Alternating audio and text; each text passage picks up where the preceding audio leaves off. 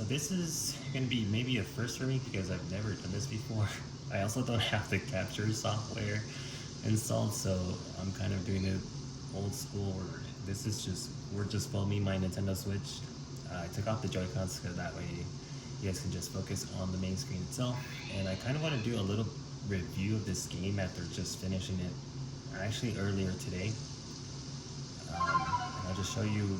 I think I'm gonna take us to the starting area just to at least explain some of the parts to this because I don't want to spoil too much. I did beat the game, but at least the area that we're heading off to is very intro. So everything you're seeing right now is something that you'll discover in the first 2-3 hours of the game.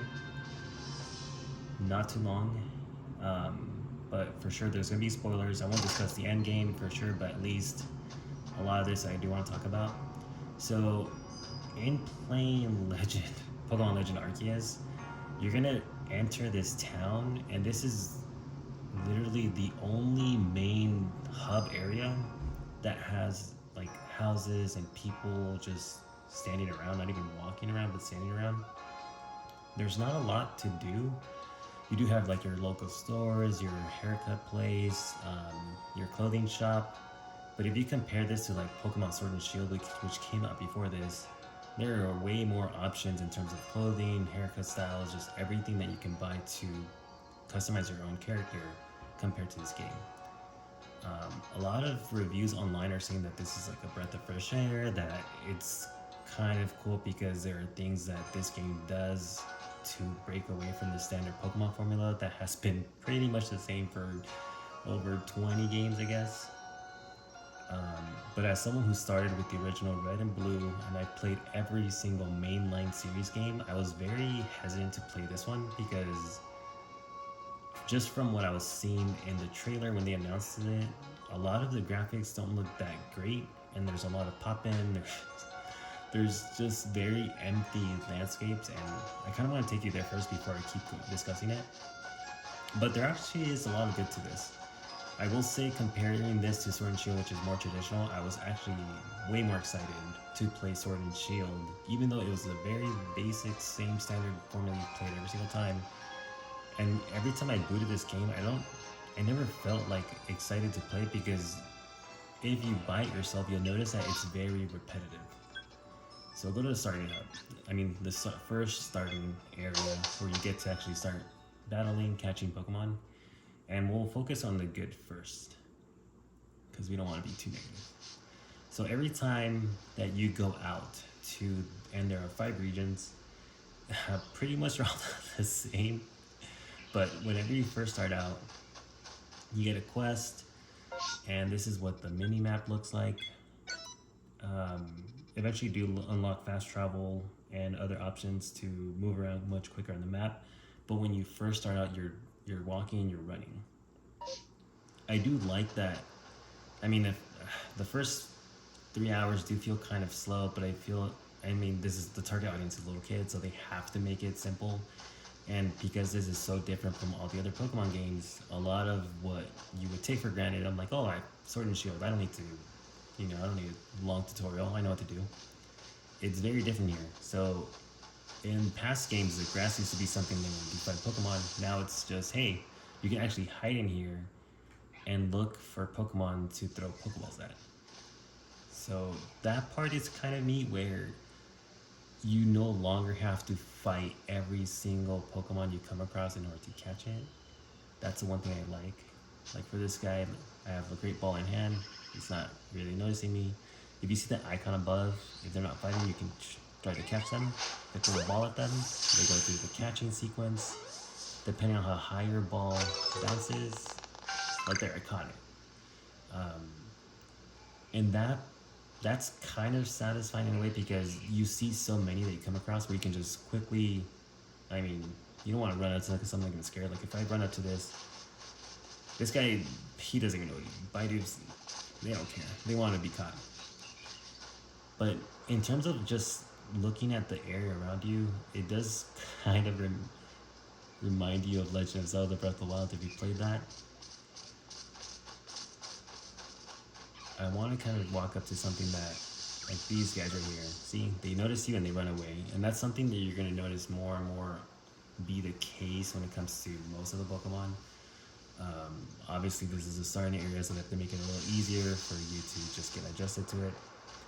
And the one thing that's kind of funny is that eventually you can like you throw your Pokemon at these trees, and it becomes very similar to like Legend of Zelda, where you're collecting a lot of crafting materials. So you either hit trees, or you have to find these mineral deposits. And there's only 3 kinds. There's red, black, and blue. And let me quickly go to one. So I'm gonna show you the first mount that you get, which is this Werdeer, just to more quickly travel around. So you see a bunch of these trees that you can farm by throwing your Pokemon at them. Look at this Wurmple, just chilling. But as you can see here, here's a mineral deposit. So you throw any of your Pokemon at it, they do a little headbutt, and then you collect stuff. And that Tumblestone that you just saw, you collect a bunch of those because that actually lets you craft Pokeballs. You no longer have to buy them like in the past. You can, I mean, you still can, but your main method of obtaining a lot of Pokeballs is to craft them yourself. And they don't have as many variations in the past. Like you said, Quick Balls, Nest Balls, all the different types. They do have more than, you know, the regular 3, but compared to all the other Pokeballs that you could get in the other games, this is very much less, and which is a good thing, especially with the crafting materials. They give you so much. I didn't even care at one point that I had like 20 different crafting materials, because I was like, well, I don't want to look at all this, especially with how the game plays out. You don't really need a lot of the options that they give you. And this one, well, look, he just wants to be caught. Like, if I just look at him, I don't even want to throw. Why would I throw a Great Ball? If you throw a Pokemon at it, you can now engage in a fight. If they're weak, they'll probably they usually run away, but this is what I can now move around while your Pokemon fight, which is kind of interesting. But other than that, it's still the same old system of fighting. Can't tell if it's loud, so I'm gonna lower it a little more. Okay, so the positives are, like, look at this. So this medicinal leak, you collect these in order to create potions, which eventually you can upgrade to super potions, hyper, and max. So there's a lot that you can at least feel like you're doing just by exploring and looking around. Like in this area that I'm checking out, you have the chance to see an Eevee. I'm not sure if he's there. No, he's not. So if you like knock these guys out and re-enter the area, there's a chance, or not re-enter, you just have to sleep till like night. There's a chance that this respawn will be an Eevee. It's not always guaranteed, but there's a chance for it. So initially it looks awesome. Like you enter a new region, you see all this empty space, you're like, oh wow, I can explore so much. The part that sucks is it's empty.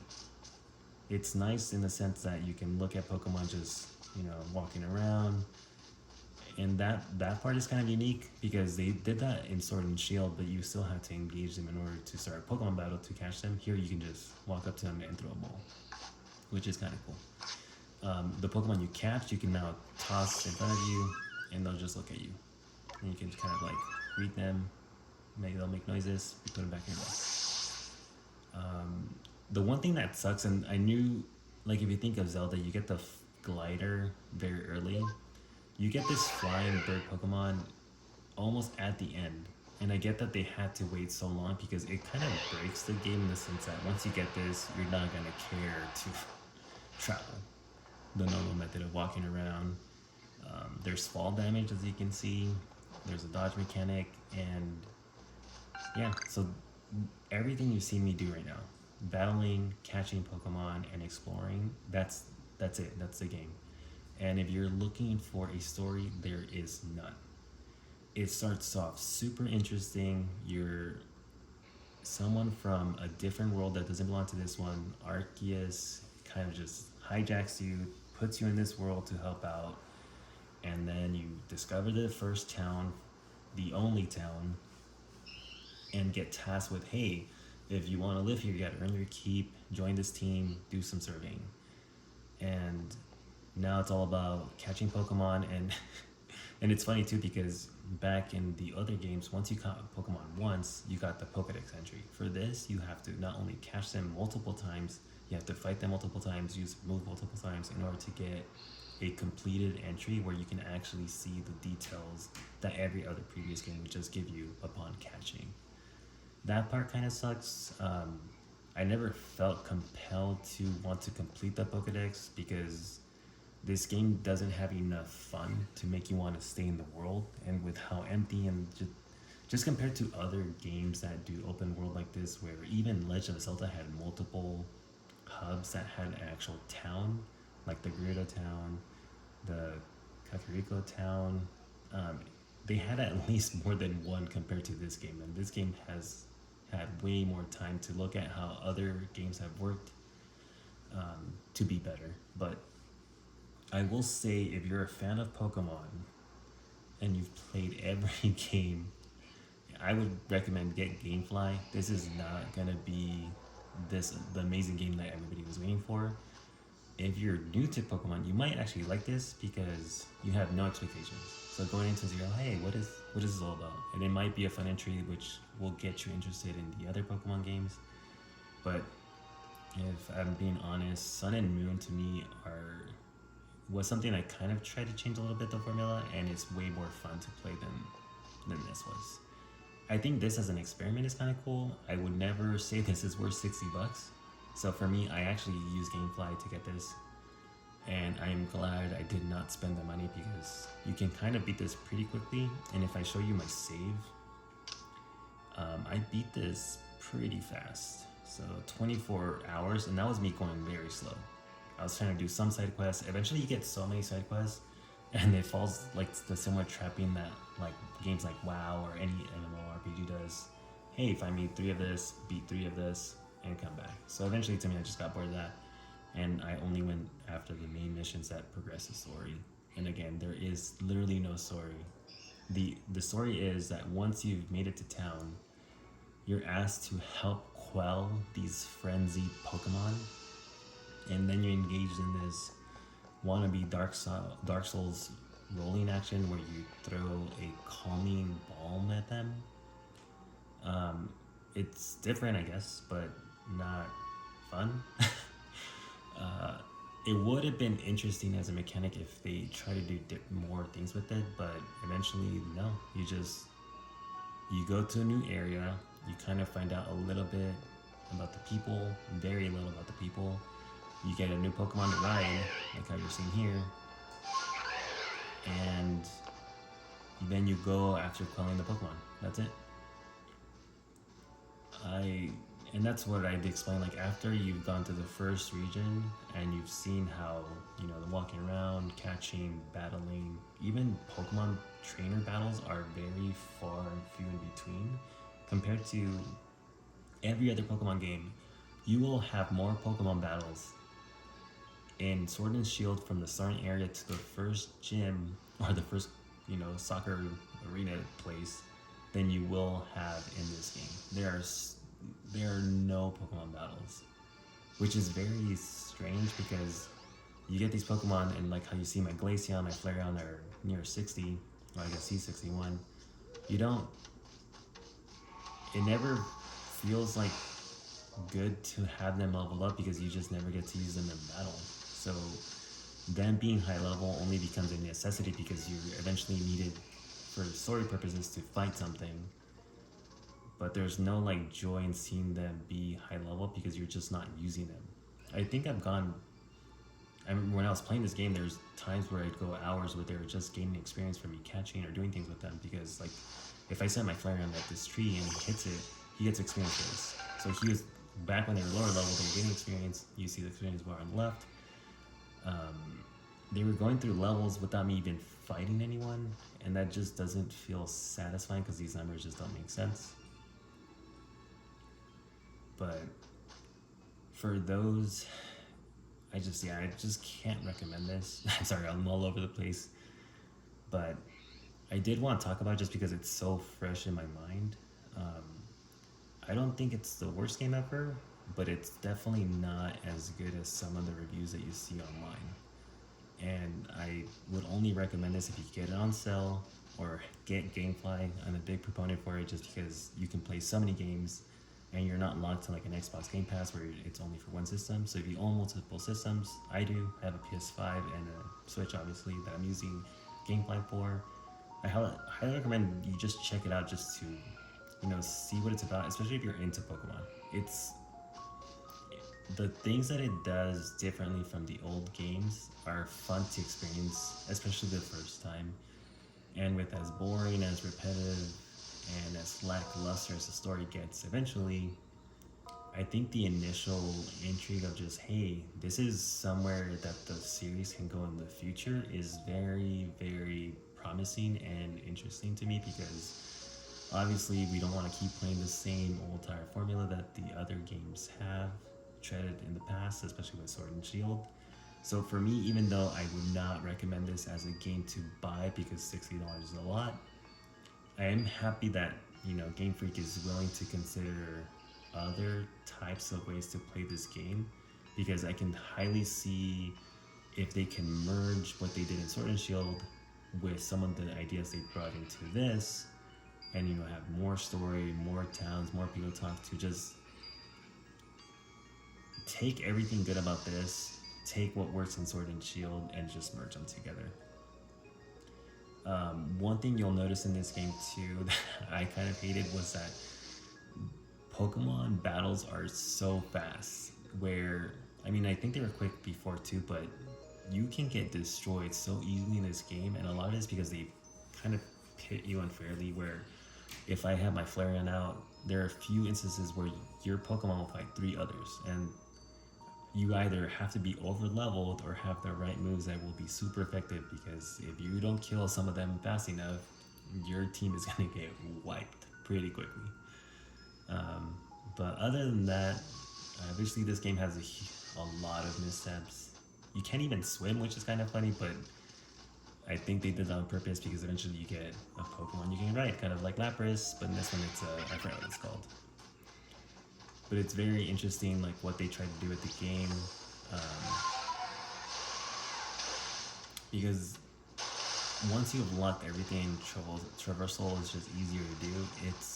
It does make it more fun to travel around, but it's just missing so much that other games have just done better. But I do hope this guy actually looks kind of cool.